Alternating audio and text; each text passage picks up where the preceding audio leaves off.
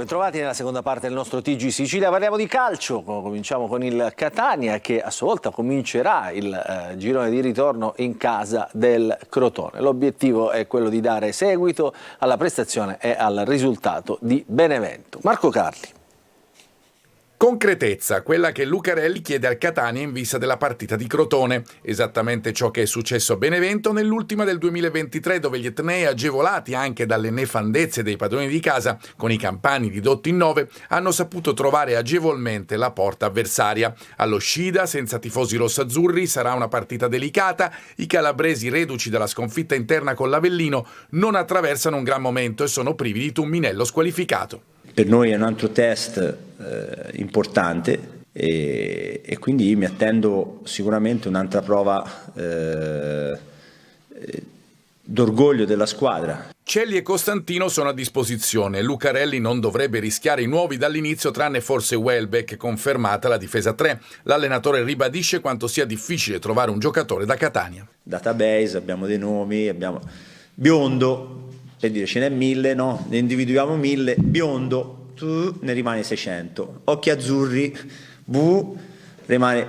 Poi l'ultima parolina, da Catania, crolla 1/2, massimo 3 se siamo più fortunati. Un po' allenatore, un po' manager, con il rapporto con Grella già solido. Lucarelli in vista di Crotone e del prosieguo del campionato si vede così. Ho sempre portato avanti, ho sempre cercato di essere un sarto che a secondo delle caratteristiche dei giocatori cerca di cucire un abito su misura e in maniera anche meticolosa. Adesso parliamo del Messina. Domani con inizio alle 14 i giallorossi riceveranno al Franco Scoglio l'Audace Cerignola, ottava forza del campionato di Serie C, prima convocazione per il neoacquisto Marco Rosafio. Ce ne parla Sergio Colosi.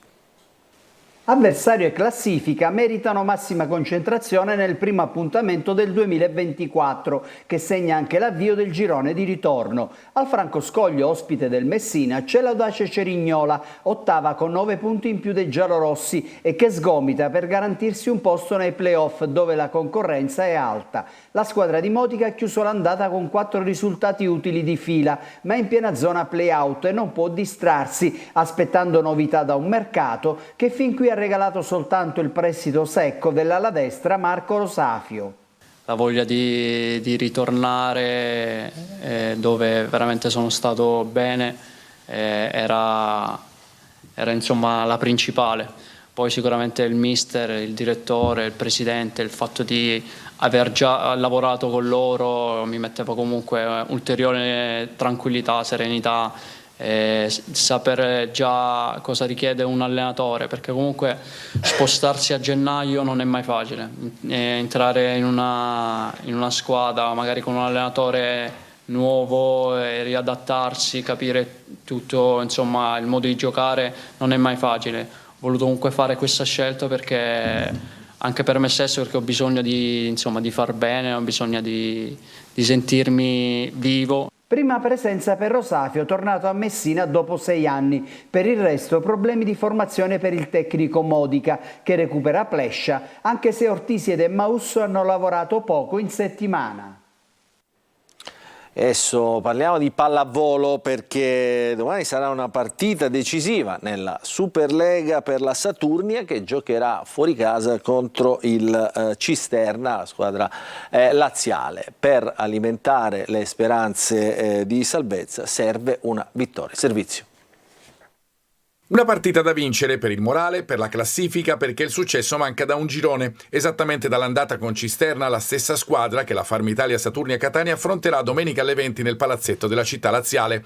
Decima 10 punti contro 12ª 4, 2 dirette concorrenti per la corsa alla salvezza della Superlega. La prima partita del 2024 è dunque un evento cruciale per i biancoblù che vogliono replicare il risultato dell'andata 3-1 per gli etnei. Proprio in settimana è arrivato il cambio in panchina, Giuseppe Bu ha preso il posto di Cesar Silva. Nel corso di preview, l'anteprima sportiva in onda il venerdì su Telecolor, il nuovo tecnico ha sottolineato l'importanza della posta in palio. L'importanza della partita, siamo consapevoli che un risultato positivo riaprirebbe tutto il discorso salvezza, quindi siamo pronti.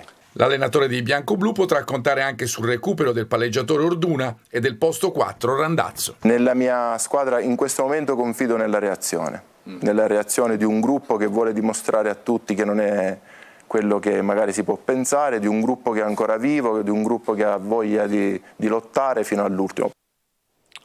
Questa è l'ultima notizia, il nostro telegiornale finisce qui, allora non ci resta che augurarvi un buon proseguimento di serata e darvi appuntamento a domani con l'informazione interna Sicilia. Grazie per averci seguito.